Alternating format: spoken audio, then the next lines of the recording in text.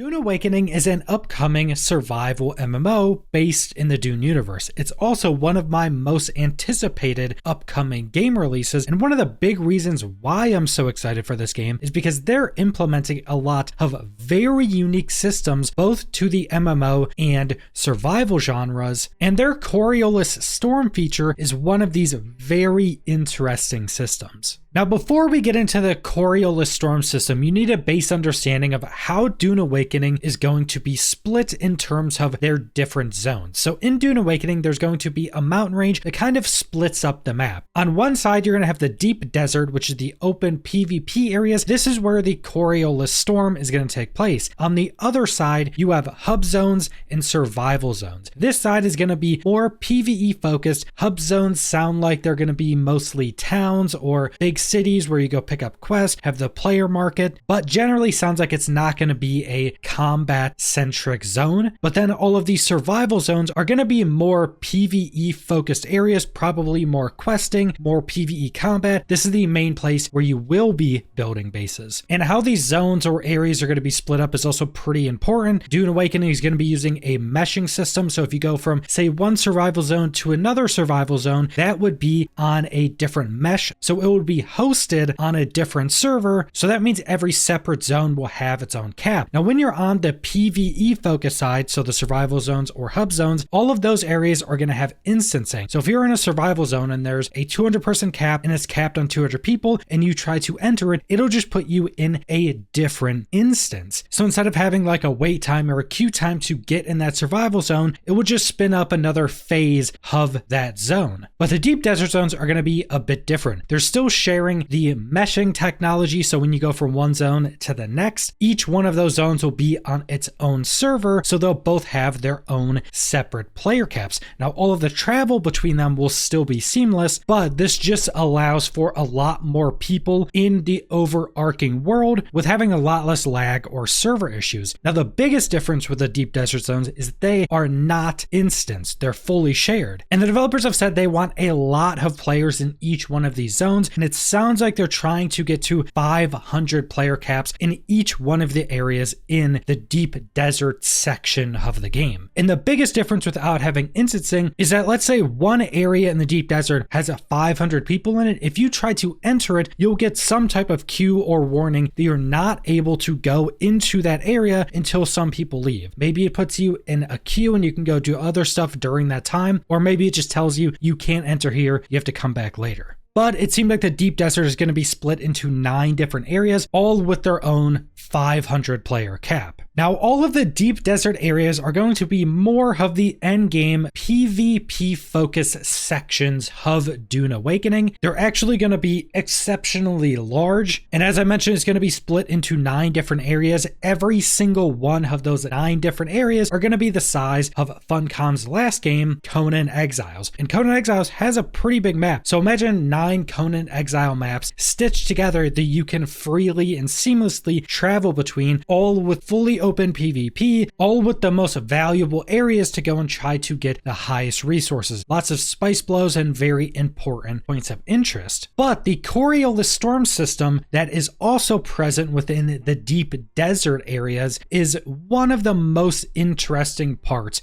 of this side of the map. And Coriolis Storms are essentially a soft reset of the deep desert areas in Dune Awakening. And these are going to happen on a weekly basis. So every single week, the Coriolis Storm comes through and basically resets these zones. It's going to wipe away all player buildings, and it's going to be using procedural generation to heavily change up the content and points of interest you can find in all of the areas of the deep desert. Now, we're not exactly sure how extensive this procedural generation is going to be. The little bit the developers have talked about this, they did mention that they are using this procedural system, but they're obviously going into it and changing the parameters to what they want. So when we actually get the game, the procedural generation is going to have a bunch of these rules that it has to follow, giving the outcomes that the developers wanted. Now, one of the biggest elements of this seems to be the changing of a lot of the points of interest throughout all of these zones, because in Dune Awakening, there's going to be just all of these different points points of interest. And a lot of these areas are where you're going to go to find some pretty interesting and valuable resources. One of the most exciting elements of this are the blueprints or recipes that are going to be in Dune Awakening. So as Dune Awakening is going to be a survival game with a lot of crafting elements, getting these recipes or these blueprints that teach you how to craft different things is going to be a pretty big part of the game. There's also going to be a player market, so all of these recipes you get, you could also sell to other players. So let's say, for instance, there's a very rare recipe that allows you to craft a certain weapon in the game. Maybe it's some incredibly strong sniper rifle. And let's say that recipe is obtained from a specific point of interest in one of the deep desert zones. And let's say you go and get that, and on your current world or overarching server,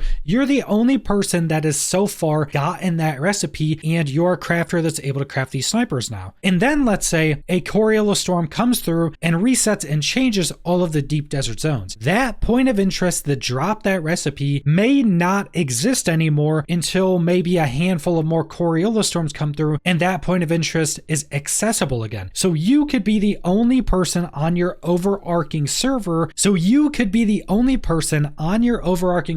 with that specific recipe, which could make the item crafted from that recipe incredibly lucrative until other people are able to go and get the recipe. That means you can basically set the price to whatever you want and just make a ridiculous amount of currency or other resources by trading it to other players or putting these snipers up on the market. And from some of the teases we've gotten, it seems like the crafting system in Dune Awakening is going to be pretty extensive. This is actually one of the areas of the game we haven't gotten a ton of information on, besides some of the ways you'll be getting these recipes to craft some of these items. So having this possibility where one or a handful of people could be the only people with this recipe, and then potential weeks could go by to where nobody else could even obtain this recipe, is a pretty exciting prospect and definitely adds a very sandbox feeling element to the game. Now, I think another pretty big element of these coriolis storms is the impact they're going to have on player gameplay. Because Dune Awakening is a survival MMO, so there's going to be quite a lot of big guilds that are going to be wanting to go into the deep desert and try to get as much of these very valuable resources as they can get, meaning they're going to be trying to lock down areas at least for the entirety of the week before the coriolis storm. Because if you're on this overarching server where there's only a certain amount of people in your entire world that can all share the same market, and also meaning the player base of this world is limited to this certain amount of people, that means that being able to control very lucrative resource spots is going to be incredibly strong for also just cornering the market for certain materials, not only for you and your guild to just get all of these materials, but also stop other guilds and other players from getting them as well. And I think coriolis storms coming through and resetting all these areas is actually going to be pretty important for having a more balanced environment around having small groups, big groups, and having all these guilds trying to control resource-rich areas. Because this means that every week the land is going to be changed up, the point of interest are going to be changed, and the best areas for resources are also going to change. Now, this means that fights are going to heavily change because knowing your environment is going to be very important for winning fights against big guilds or trying to lock down certain areas. So that changing up is already going to throw a wrench into a lot of these fights. Some people or groups may just be much better at learning these new environments, so it may allow them to win more fights, especially early on in the weeks. But this also means that just having the information of where the valuable resource spots are is also going to be very important, and it's going to be something that you may just not be able to know the information on, because these areas are going to be at least somewhat procedurally generated, so you may not even be able to have the information. Because these areas are going to have some random elements, nobody could have the information of where are good resource areas this week. And because there's going to be 9 of these different zones, all the size of Conan Exile maps, it may take half a week to learn the best resource spots. And just mixing in all these different elements, I think is going to give a lot of different groups the opportunity to earn a lot of resources if you play the coriolis storms smartly. Because let's say you're a smaller group that can't fight against the biggest guilds going into the deep desert area. Maybe on a coriolis storm, you and your small group of players just gets the fastest vehicles they can find and goes around and just tries to scout out different areas. And maybe you find a really good area for resources resource gathering, you could be the only people that know about this spot. So you could be gathering tons of resources for potentially days before anybody else figures out this is a really good spot. And because you're a smaller group and you decide to do that, you could very much reap the rewards because you played into this system well. And I'm also very curious to see how big of differences these coriolis storms actually make. Because we know a bunch of the points of interest are going to be changed. Some are going to be flooded with sands, so you can't access them anymore. Some are going to be uncovered as the storms go through and sweep away a bunch of sand. But I'm curious to see how it changes just the general environment. Because there's a potential that massive rock cliffs could be completely covered with sand when one coriolis storm comes through. And maybe that levels out the area you're at. So from one week to the next, you could be much higher up in that area, meaning pretty much nobody has high ground anymore fighting in that certain spot. So these coriolis storms just add in so many interesting possibilities. But